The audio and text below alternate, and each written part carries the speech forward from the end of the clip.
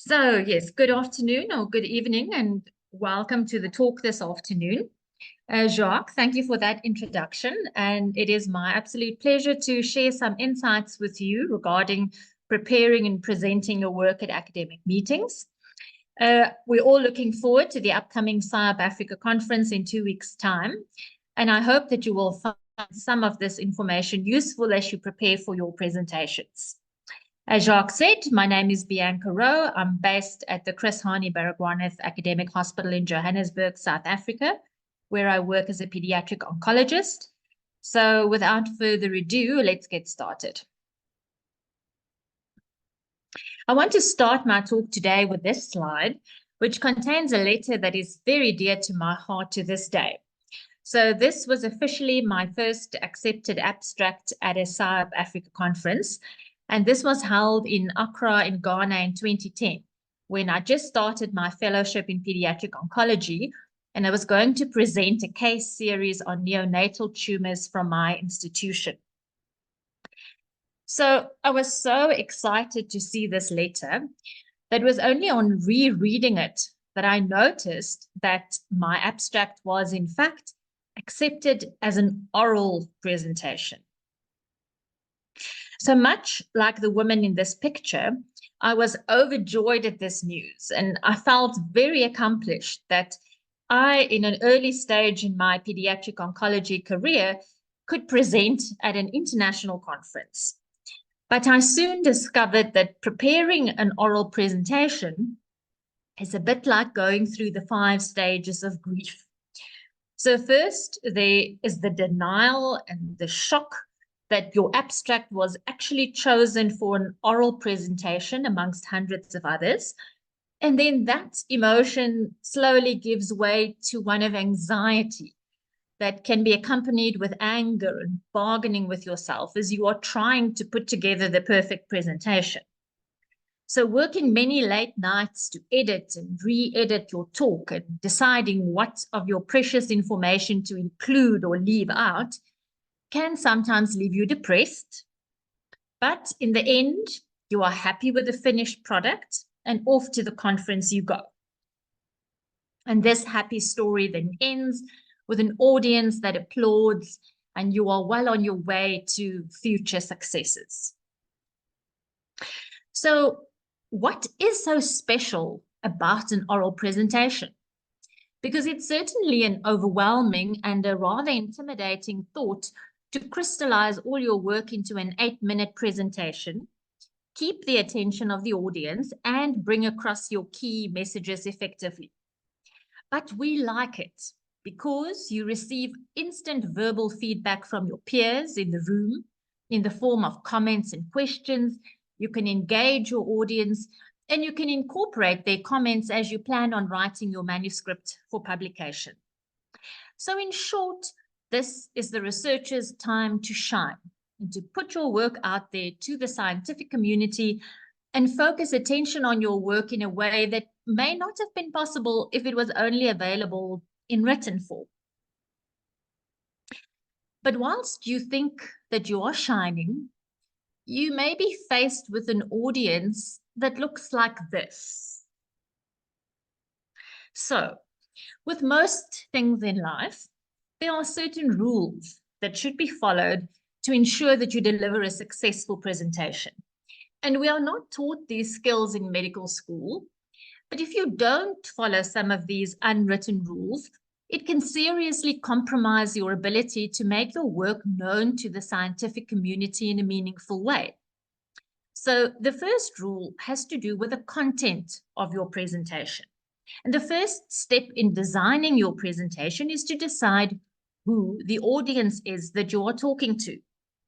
At scientific conferences, it usually is to your peers and your colleagues, but make sure that you know at what level to pitch your talk. So if, for instance, you are asked to present a summary of your work to medical students or to NGOs or to parents and patient groups, then your approach will, of course, be vastly different. It's always a good idea to structure your talk so that anybody in the audience, whatever that audience may be, can understand it. Remember, complexity in a presentation is not a necessity, and sometimes it can be more of an annoyance. In the same breath, do not underestimate your audience, as there may be some audience members that know more about the topic than you do.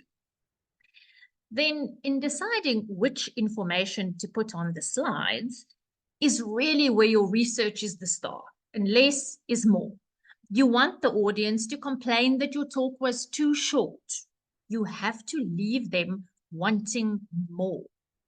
It is quite a daunting task to decide what is the key message from your work that you want the audience to take home. And this is the most time-consuming aspect of putting together your oral presentation, as you need to weigh carefully what information you are going to include and what not. Equally important is the delivery of your presentation.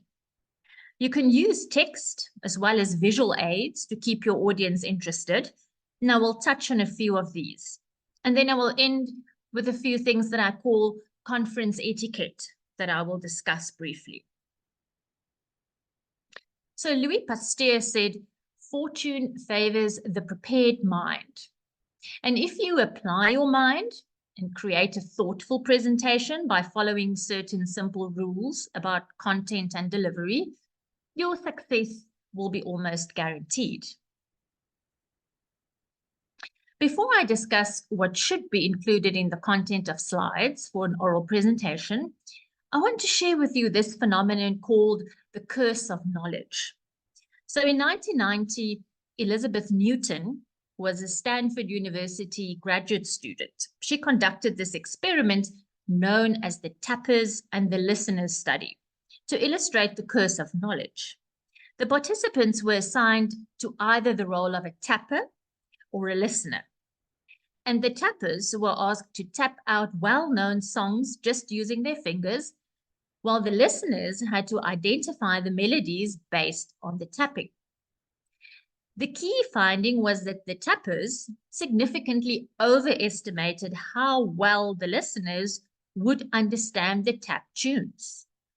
This phenomenon highlights how individuals who possess knowledge, the tappers, often struggle to put themselves in the position of those without that knowledge, the listeners, and that leads to communication difficulties.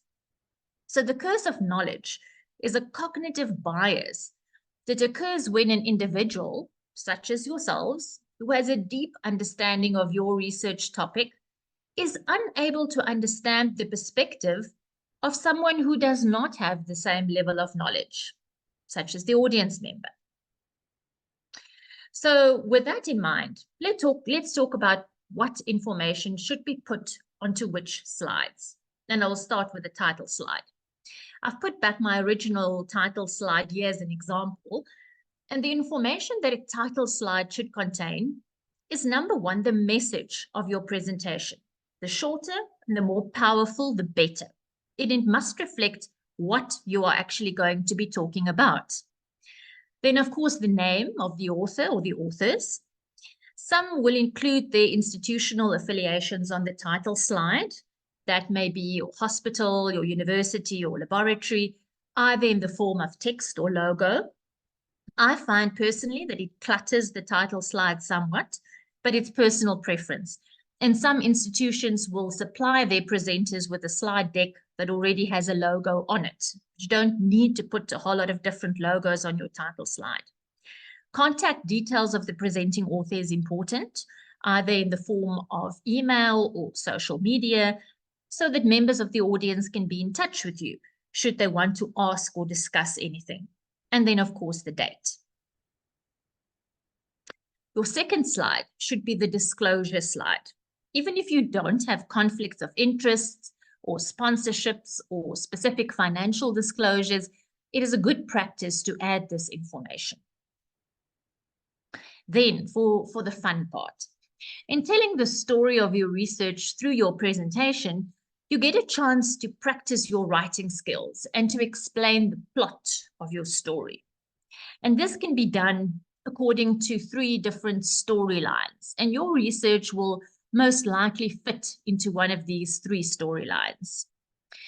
The first one In the first story, there are some facts that are known about your research topic, but existing work explains it poorly, and your work explains it better. The second storyline says that the topic is already heavily studied, but there's a gap, and your work fills that gap. And the third storyline says that the existing work shows contradictory findings, and that causes confusion. And your work resolves that contradiction. So keep this in mind as the actual storyline as you write your presentation. After you've decided on this, the beginning of your story can be written. And this will include the background or the introduction and the objectives. So keeping in mind the curse of knowledge that I spoke about earlier, do not put too much information in the background section. You may be tempted to put a lot of information from the literature here just because you know the topic so well. But remember, you are not giving a lecture on the topic. You are there to present how your work advances the field. So rather cut down a bit on the background and introduction section and leave more time for a dialogue at the end, rather than to put too much information here that takes up valuable time. References can be inserted here, as specifically in the literature study, you are going to be referring to other work. Try and keep them in a consistent place, such as the bottom corner, instead of having a long list of references at the end, but that again is your own preference. One slide can be devoted to your objectives, where you briefly will outline the objectives of your study. Then the methods section.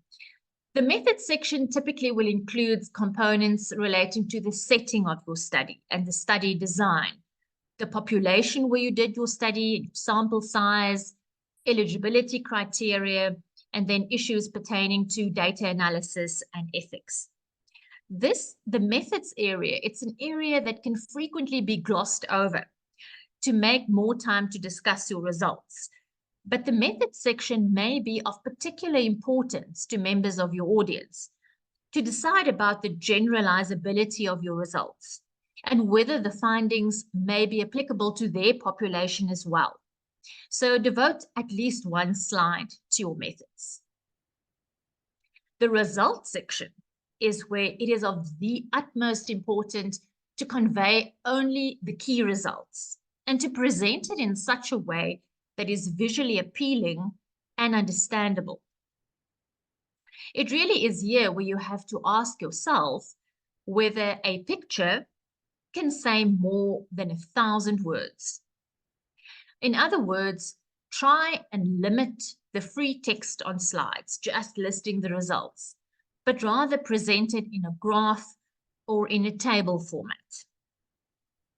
But if you are going to show a graph that looks like this, you will be better off showing a picture of a kitten to try and keep your audience's attention. So specifically for descriptive table 1 type data, rather try and make use of a graphic representation instead of listing the variables or using tables with a large number of variables which the audience will not be able to read anyway. You never want to put yourself in a position where you have to say, I know this is a busy slide, but I will walk you through it. Rather, talk to your graphics. Let the graphs aid your discussion and explanation of your results. Then, do not put too many graphs on a single slide, as it distracts the audience's attention from the most important point that you want to make. Decide which graph or graphs are the most important in conveying your message and use that as a single graph per slide. Now, this can be especially difficult if you just have so much to show and you have to showcase months or years of research and hard work. But in the end, in writing or in presentation, you must kill all your darlings. And this is a piece of advice that was given by William Faulkner. He was a well-known American short story writer of the 20th century, And he said he first coined the term kill all your darlings. And to this day, it's a common piece of advice that's given by experienced writers. So what does it mean? You kill your darlings when you decide to get rid of an unnecessary storyline, character, sentences. And in our case, in the scientific community, that darlings can be graphs or tables or lists of data in a piece of writing. And these are elements that you may have worked hard to create, but it must be removed for the sake of your overall story and for clarity. So avoid unnecessary maths on your graphs or writing on your graphs, and stick to clear graphs. Give it their own slide and explain it in your talk instead of putting text on slides. If you do need to show a busy table, use boxes to highlight just the aspects that you want to talk about and explain. Similarly, with a meta-analysis or forest plot, try and avoid busy slides like this, but if it's absolutely necessary, highlight and discuss just the important information. So depending on how much you have to show, limit the results to between 3 to 4 slides for your results. Then the discussion, conclusion, and recommendations. The most important findings of your research are summarized in the discussion section, and it must include the strengths and limitations of your study, as no study is perfect. You can announce your conclusion slide by saying in conclusion or in summary, as often audience members who have drifted off a little bit will perk up and start to pay attention, as this is the most important part of your presentation. And try and think of a strong, powerful ending. Your discussion and recommendation slides would typically be between 1 to 2 slides. And finally, acknowledgements. This is a single slide. It will typically include, obviously, your co-authors on your manuscript, your collaborators, biostatisticians, mentor. That's pushed. It's a new version. This is a new version. Is Sorry, let me just in October.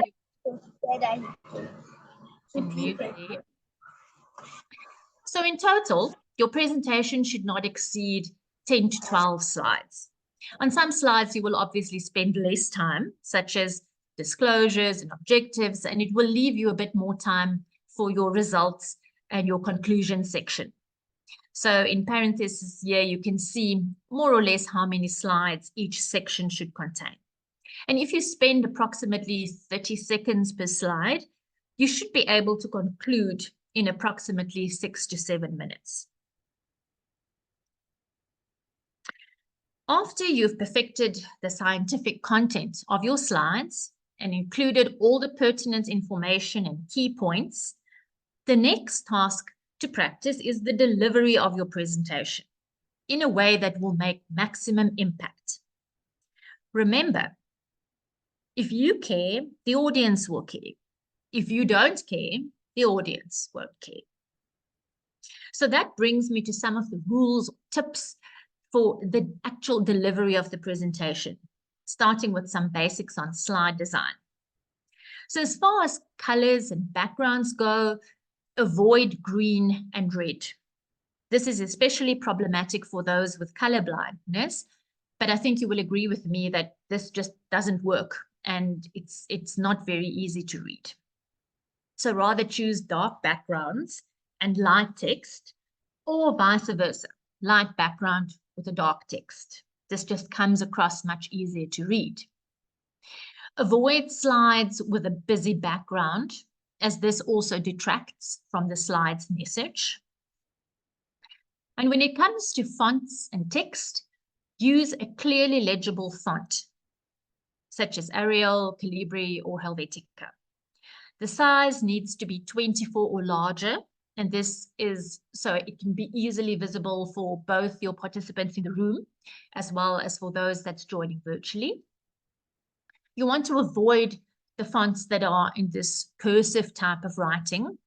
And in my own opinion, I don't think Comic Sans font has any place in a scientific presentation. You want to avoid text glow, text shadow, reflection, avoid typing it all in capitals or in italics, just because it's more difficult to read. You can use bold or underline if you want to emphasize certain areas of your text. And you can also use color for emphasis, but you want to use color sparingly as well, as this slide shows. So you also want to consider the forum in which you are presenting. So in this case, it's going to be a scientific meeting of your colleagues and peers. So your use of fonts and colors should be used sparingly, and it must do justice to your topic and your work.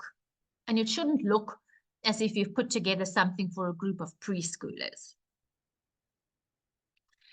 Then I want you to consider this terrible looking slide for a moment and think about everything that is wrong with it.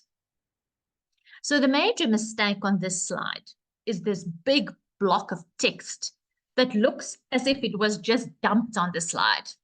If you put up a slide like this, the audience will not listen to what you are saying, but they will either try to read the text, or even worse, look at their phone, or look at the clock to see how much longer they still have to endure your presentation. So not only does this show a serious case of the curse of knowledge, because you just have to impart all this knowledge that you have, but it also shows a lack of empathy for your audience that need to sit through a slide like this. But it also shows poor preparation. It actually looks as if this slide was typed up the night before. You haven't bothered synthesizing the information into meaningful messages, but purely just states facts in sentence form on your slides. Remember, if you care, the audience will care. And if you don't care, the audience won't care. So when it comes to summarizing information on slides, bullet points are a good option. And I personally like to use bullet points. The rule of thumb is to follow the 5x5 or the 5x7 rule. And that means that you use 5 bullet points per slide with no more than 5 to 7 words per sentence. And you want to leave enough space between your points. Bullet points can be used to denote hierarchy or subsets of information, but be careful to use too many. Then information can also be summarized by using abbreviations, but be careful not to use ones that are not well known to your audience, or define them on the first slide where you use them. For instance, if you are speaking to an audience of oncologists, AML is a well-known term. But this may not be the case when you speak to other audiences. For instance, the HAP and VAP in the slide about pneumonia refers to a hospital-acquired pneumonia and a ventilator-associated pneumonia, but that may not necessarily have been apparent to an audience that is not made up of pulmonologists or intensivists. So you need to think carefully to transform a slide looking like this, which is the easy way out because you as the presenter don't have to think, into a slide like this that says exactly the same, but in a concise way. And it shows that you have interpreted the literature. Then in terms of grammar, we know English is not everybody's first language, and it's not my first language either. But we want to try and avoid the passive voice when writing slides and stick to simple scientific writing. You can use the grammar check on your word processor before transferring text to your slides. And both Word and PowerPoint have spell checks. So having spelling mistakes on a slide is just a big embarrassment, and it's a sign of carelessness. Then when it comes to the use of visual aids on slides, we've spoken about using graphs and tables to break up large areas of text. Then animations should really be used sparingly, and only if it will highlight the point that you are trying to make in some way. And similarly, if you want to play intra-slide video clips, be sure to check with the audiovisual technical team at the conference before your presentation that it actually works the way you want it to. Then limit the use of clip art to again avoid looking as if you've prepared a presentation for preschoolers. So I want to conclude the last end of the presentation with a few pointers on conference etiquette and public speaking, because how you say it is every bit as important as what you have to say. So this is the get up, dress up, and show up bit of the presentation. Before you will get up that morning to present, you should be satisfied that you have practiced and rehearsed your presentation thoroughly. Rehearse the talk well enough so that you don't have to read anything from your slides, and to ensure that you stay within your allocated time. I will refer to the timekeeping again a bit later, because that is one of the most important aspects that can determine the success of your presentation. Then dress up speaks for itself. Remember, you are among a scientific community and you should look professional. And when you show up at the venue in the morning, familiarize yourself with your designated presentation area, meet the AV team, and bring your flash drive with a talk on it at least 1 to 2 hours before your slot to double check that everything is working the way it should and that any compatibility issues are ironed out. Most conferences will have designated conference computers, and you will not need to bring your own. If there is time and opportunity, you can also introduce yourself to the session's chair before it starts. And then when you do get up on stage, smile and be enthusiastic. Make sure to take deep breaths and pace yourself, using pauses ever so often to focus the audience's attention.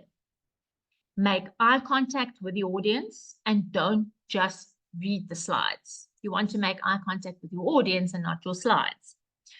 You should try and know your slides well enough that you do not have to use the presenter view, as that will avoid having to look at 2 screens. Speak into the microphone and don't keep turning away, as it is frustrating if your voice keeps cutting in and out. If you practice and rehearse well enough, you can avoid interjections such as like and so.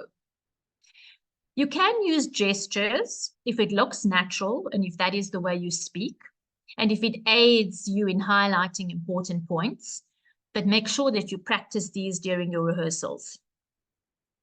Do not rely on a laser pointer to highlight important aspects on your slides. Rather use a bold font or a color to emphasize, as the laser pointer may not work when you get up on stage. And if you do use a pointer, don't play with it or just flick it randomly on screen without focusing on one particular area, as that is also very distracting. I think the most important part of conference etiquette when delivering your presentation is to ensure that you stay within your allocated time. This shows respect for your audience, for the session chairs, as well as your fellow speakers. Typically at conferences, and definitely at the upcoming SciUp Africa conference, oral presenters will have 7 to a maximum of 8 minutes for their presentations to allow time for questions and comments at the end. And the session chairs are going to be very strict in enforcing this time limit in order to have some time for discussion. There will be a person in the audience that will keep time and show you during your presentation how much time you have left by raising a sign indicating what is left. So practice keeping to time during your rehearsal to avoid being cut off before you have delivered your key message. Then thank the audience at the end of your talk. If you are asked a question, thank the audience member for the question and repeat what they have asked before answering, in case there are some people who haven't heard. Answer succinctly. And if you are unsure about how to answer, say that the questioner has raised a good point and that you will look into it further. And please resist the urge to argue with someone who may question your results. Do not be afraid of criticism or difficult questions, as it is through this that you may gain new insights into aspects of your work that you did not consider before. As you can see from this picture, there could even be comments for Leonardo da Vinci on how to improve the Mona Lisa. So I will stop there with a photo across the skyline of Johannesburg, and I wish you all of the best in the preparation of your presentations, and I hope we will get to meet many of you in South Africa in 2 weeks' time. Thank you. Thanks so much, Bianca. I've also learned a few things now, and I'm one of those people who sometimes have too much color on my on my slide. I wanted to ask you, there is a rule of thumb that said if you have 8 minutes to talk, you're excluding your thank you slide and your topic, your first slide, you must more or less focus on one slide per minute so that you can talk around that. Do you agree with that, or what is your opinion? Yeah, Jacques, I think so. I think some slides you'll obviously spend a little bit more time on, such as your results and maybe towards the end. So I won't say all the slides will have the same amount of time, but roughly if you can do 30 seconds per slide and fit in maybe 12 slides or so, then you can finish in 6 minutes. Some slides, like the disclosure slide, you were just going to mention, so that will give you a little bit more time towards your results and discussion, where that is really where your focus is going to be. So that was my point about don't give them a lecture and give a lot of information on the background. I think most of the audience members will actually know some of that background. So rather focus on what you have done. So some slides may actually be going to a minute and others less. So it really just depends on what you want to say. I'm glad that you mentioned the dress up part, because for those people that were in Uganda, I commented on all the dresses that the women were wearing. I'm just warning everybody that in Africa we have a very high standard when it comes to the dress up part. While we've got the mics open, is there anybody that has a question? Please raise your hand. In the comment sections, one of the questions were about the number of slides, which you have already answered, and beyond that, there has not been other questions. Wait, there's another question. Are we to submit our presentation prior to the conference, or will we come up with it on a USB only? I think you've answered that one. Will it also be the same at SciOp Africa, where you have to give your talks beforehand to the computer person? Yeah, so some conferences want you to email your presentation beforehand, not for SciOp Africa. You can bring your presentation on a flash drive, and then prior to your session, at least an hour or so before, just go to the speaker room, load it onto that slot. There will be AV people to assist you. So you can just bring it on a flash drive. If I remind myself correctly, but maybe Jennifer can also help us here, the language of presentation of SciOp Africa is a language which you are most comfortable in, but then you need to have your slides in English, I think, if you are not speaking English, correct? Yes, that's right. Yeah. So Bianca, thank you. That was a really lovely presentation. I loved all the detail. Pleasure. I loved Thank all you. the Thanks pictures. So it's not that easy to prepare a talk on how to talk. No, it isn't. It was the same when I did the one for the poster, and I was adding. The more and more I realized that I said to people, "Don't do this," my slide was doing exactly what I was telling people not to do. I had to train myself not to say so much, because I say don't use the interjection so, and then I say so. Exactly. I see, Jacques, I see there's a question about logos. Just see. With respect to the logos, how many are to include in the slide? For example, if there are more than 2 institutions coming from a particular country, so there's no hard and fast rule. You can include the logo of your institution if you want. I think the main thing is just do not let it detract from your title, because the audience want to see what you are going to be talking about. So there's no limit on what logos you want to put on it. And if you want to put your institutional affiliation logos on it, then feel free to do that. You're absolutely right, Bianca. Sometimes people are very precious about being, you know, acknowledged, and also institutions. So, and because we are moving more and more to collaborative work, where we work with a multitude of institutions, what I always try and do advise people is to make the logos very small and make it as a runner at the bottom of your page, that your other information can still be very clear without leaving somebody out. Yes, and also on your acknowledgement slide. I think that is also where just people love being acknowledged for what they have done and how they have contributed. You don't have to necessarily read it all out, but make it a part of your presentation. Exactly. Are there any other questions? You can open up your mic, or you can, yeah, any specification on the size of the slides? I'm not quite sure what that means. Yeah. Size of the slides. I mean, I think PowerPoint slides are a standard size, correct? Yeah. Yes. Yeah. I think unless it is more to do with the text on your slides, like I said, uses like quite a big font, like 24, but the slides are pretty standard if you use PowerPoint. So what do you think about, sometimes what we do is if you have 2 languages on one slide, that's very helpful, but what do you think about, it gives you a lot of writing, correct?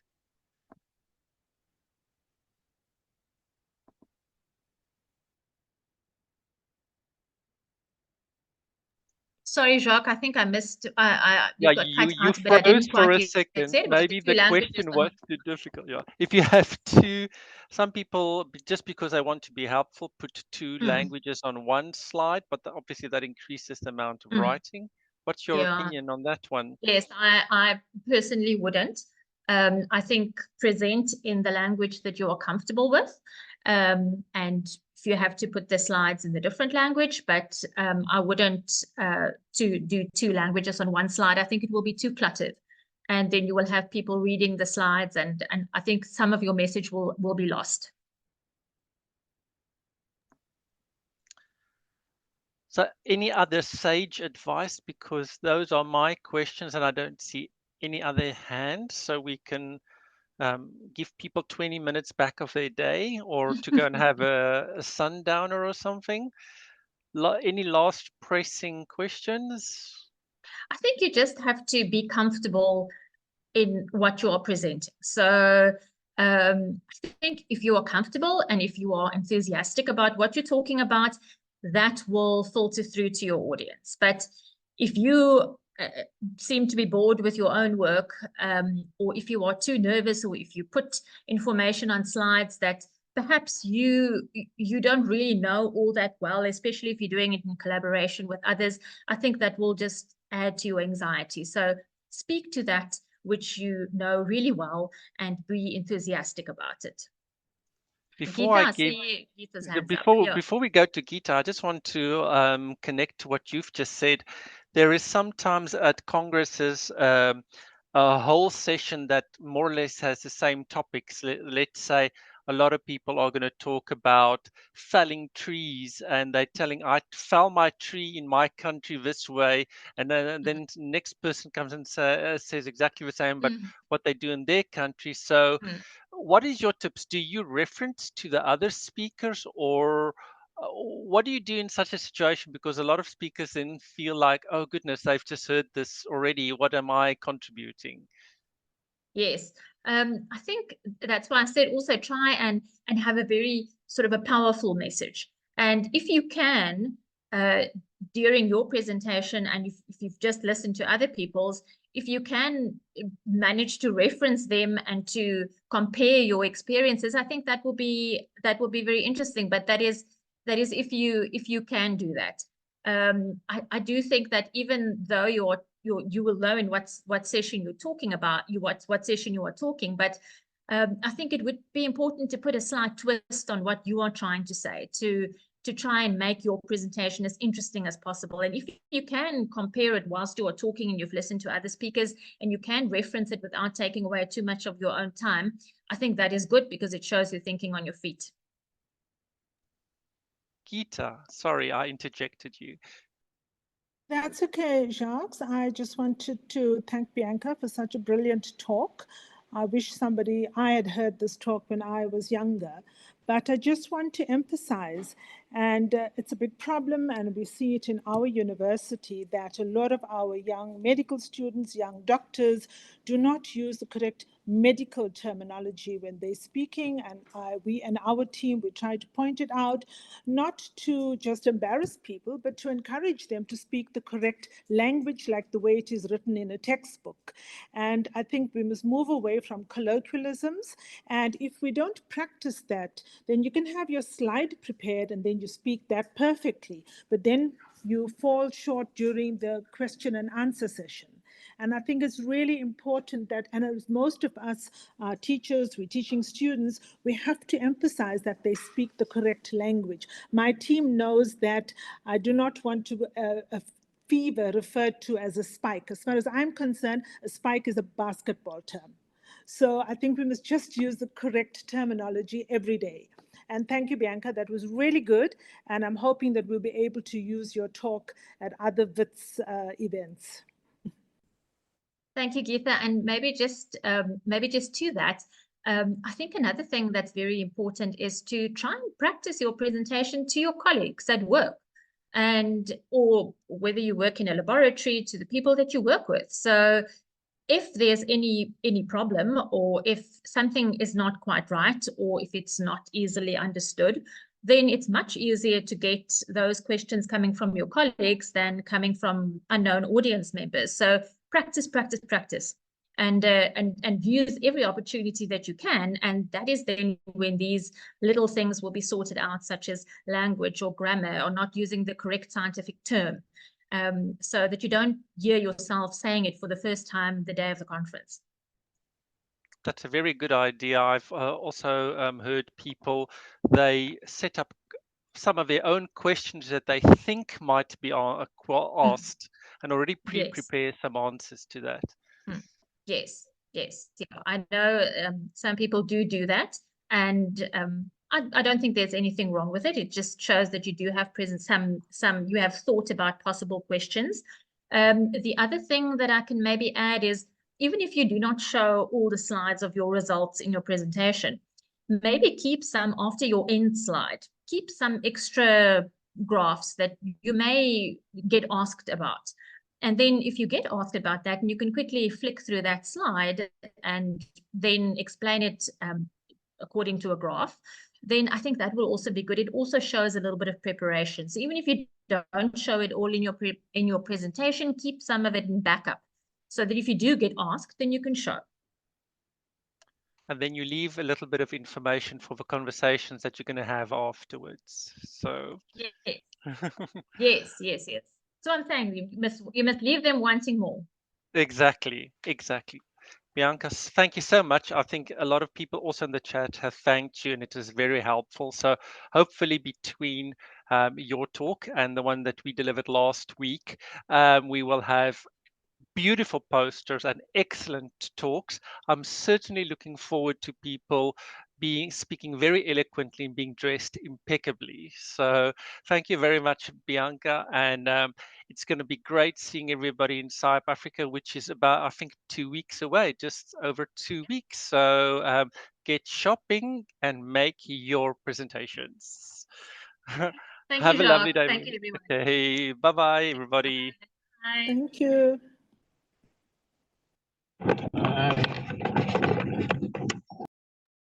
Bye.